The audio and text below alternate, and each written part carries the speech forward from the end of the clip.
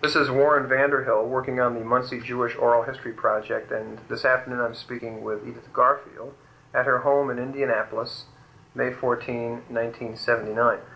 Mrs. Garfield, to begin our conversation today, I'd like to have you tell me what you can about your parents. You mentioned a few moments ago during our preliminary conversation that they were from the old country and they had come to New York and Indianapolis. Where were they from in the old country? My father was from Poland.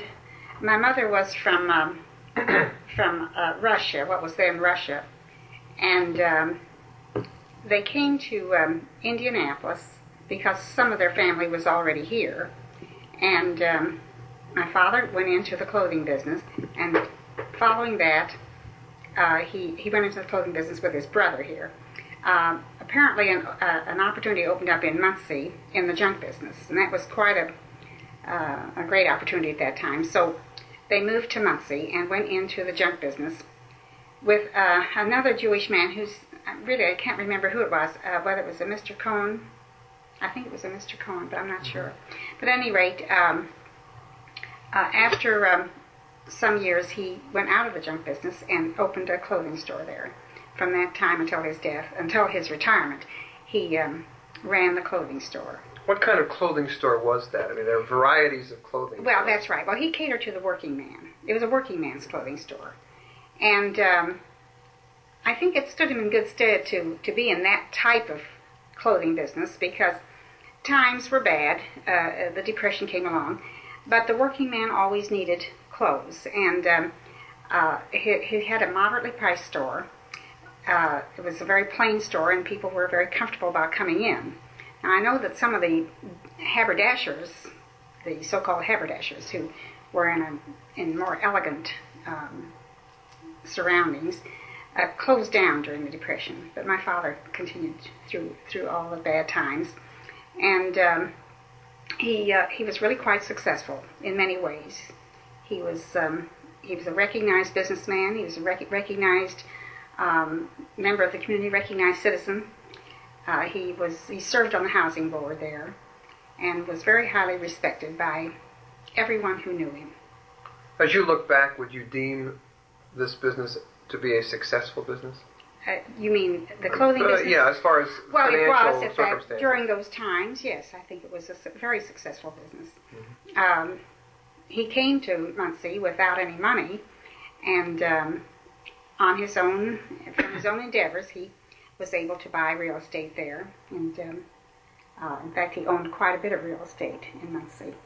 Mm-hmm. And I think he would have been considered one of the most successful businessmen in Muncie. Mm-hmm. How active were your parents in the Jewish community in Muncie? Well, in the beginning, they were not, because with their Eastern European background, they felt they didn't really quite fit into the Jewish community that was there then. The community that they found was more or less of a German extraction.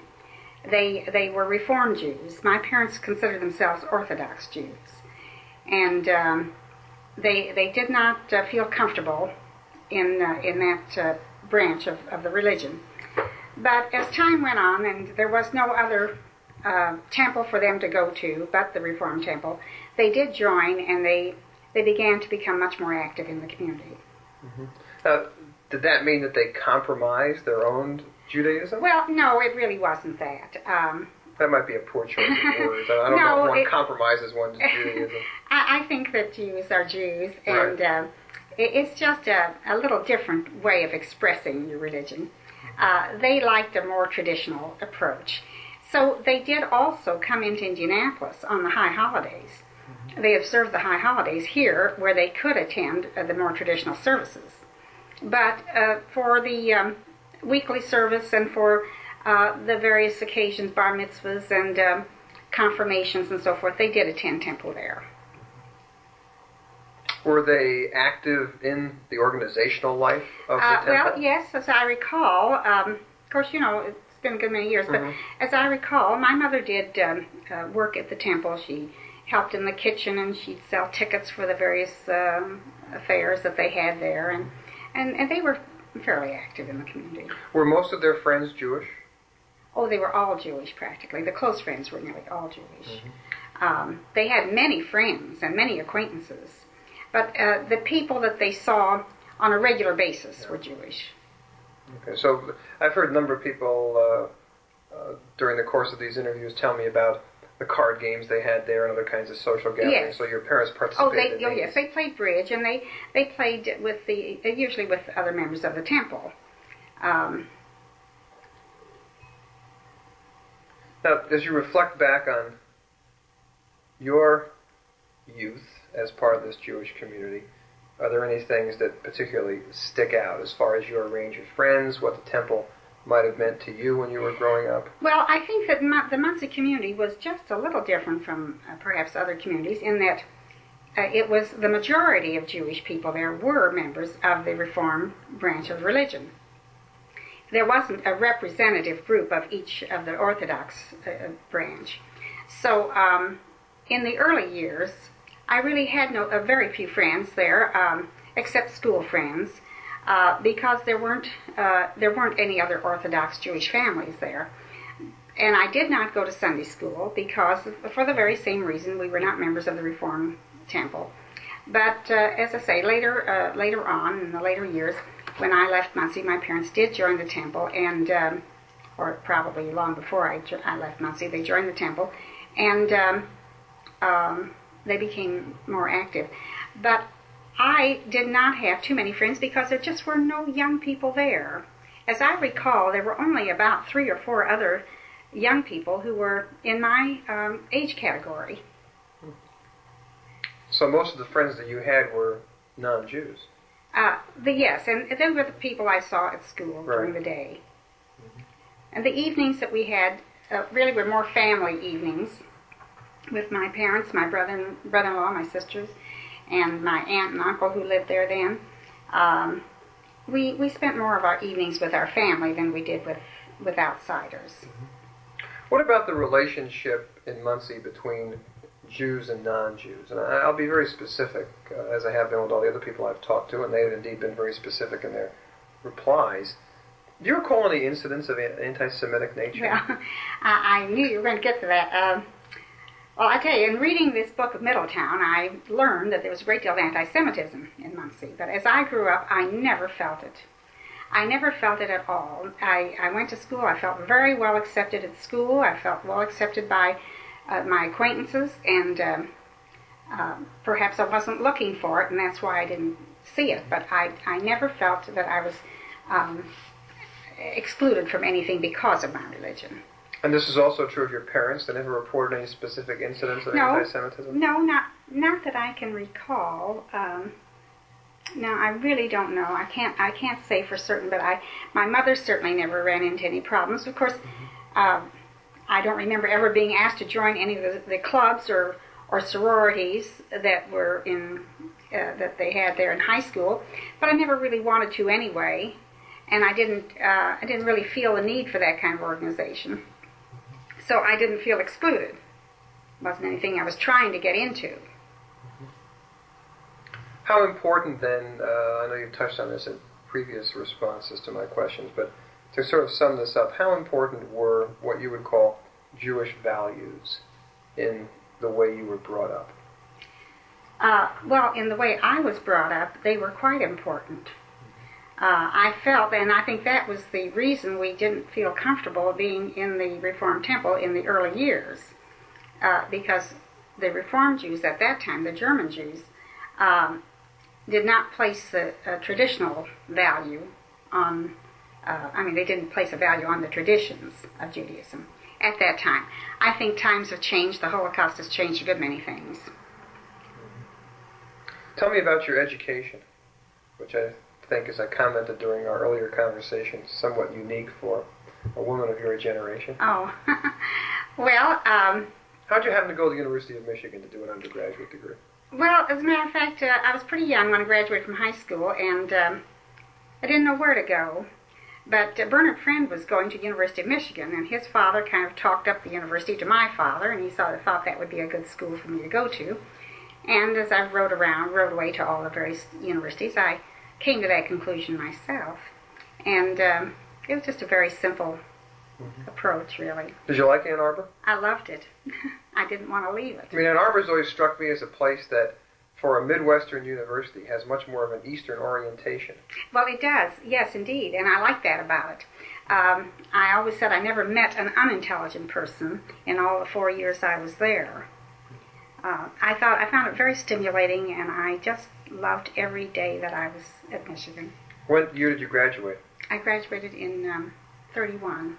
And then you went... I beg your pardon, 35. 35. Then you went to Bloomington? Then I went to Indiana University, Uh-huh. to law school. Okay. Graduated from there in 1938. Now, you met your husband when you were in Bloomington? Yes, I did. Where is he from? He's originally from Atlantic City, New Jersey. He came to Indiana University because it was a little hard to get into medical school at that time, and he had an uncle living here in Indianapolis. He needed to have some address in Indiana in order to get in. So he came out here to be with his uncle and was able to get into medical school that way.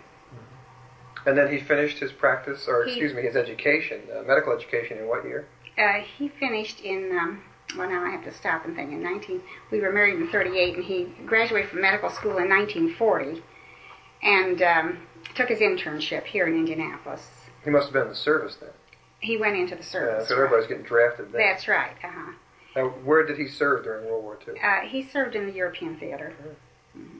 But he was, of course, an MD by that time. Yes, he was an officer in the Army.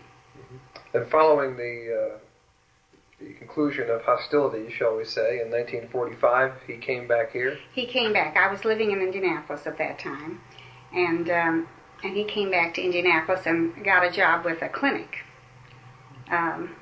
It was a little hard to start off on your own, so we got into a clinic and branched off from there.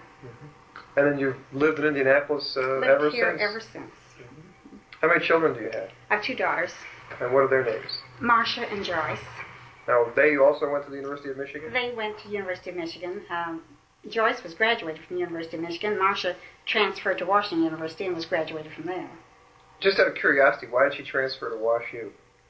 Well, I think she wanted to get away from her younger sister. Good reason. And they are both living on the West Coast? Yes, they're both in Los Angeles. And what do they do? Well, Marcia has a very prestigious position. She's with a company called Wilshire Associates. And they review pension funds of various corporations and make recommendations about their investments. It's a job she says she couldn't get except on either the East Coast or West Coast. And so she has a very, very high-paying position and a very interesting position. Joyce, on the other hand, is assistant to the treasurer of the Los Angeles Times. And so she also has a very responsible job. She invests the money that comes in from all their various subsidiaries every day, which runs into the many, many millions. And she's responsible for investments, daily investments of that money. So they both really have... challenging occupation. Very, very much so. I should have asked this before, but I neglected to. Going back to your days growing up in Muncie, did you participate in any youth groups or youth organizations that were part of the Jewish community? No, as a matter of fact, I don't think there were any. I'm trying to remember, but I never heard of any. There were so few young people there at that time. I don't think there were any. How active are you in the Jewish community in this city? Well, not as active as I'd like to be, but I'm very active in my husband's office, and so that keeps me out of doing very much else. Yeah. But in my earlier years, I did a great deal more than I do now. Which temple do you affiliate with? Well, we're affiliated with the Reformed Temple. Oh, you are? Yes. Oh, okay. So you've gone full cycle on that. Yes, we have. However, the Reformed religion has changed a great deal. I mean, the things the rituals that you see in the Reformed Temple today are not the kind of rituals that would have been accepted in the Reformed Temple 30 or 40 years ago. Why do you think that change has come about? Well, I think the Holocaust has changed a great deal. It's made us much more conscious of our identity. And we're not trying so hard to assimilate. Yeah, that's a good point. As you look at communities such as Muncie, even though you've been away for a number of years, of course you still certainly have ties there because your sister and brother-in-law still live there. Do you think that small Jewish communities in towns like Muncie have much of a future? I mean, I've kind of loaded that by the way I've asked it. The way I've usually phrased it is, what do you think the future is of a Jewish community the size of the one in Muncie? Well, that's a hard question. I really don't know. The very fact that they have never increased or enlarged their temple makes me wonder what their future is. I don't know, really. I don't know what's going on in other towns, so I can't compare. I understand there's been a great change there since I have left Muncie. There are many more Jewish people there, but they're people that I don't know. They're people affiliated with the university. Yeah, that's true. The university has brought in and they have a lot of younger people there. So that's I'm really not qualified to say because I don't know enough of the people there. Mm-hmm. Okay, well, I want to tell you how much I've enjoyed our conversation. This has been Warren Vanderhill speaking with Edith Garfield at her home in Indianapolis on the afternoon of May 14, 1979.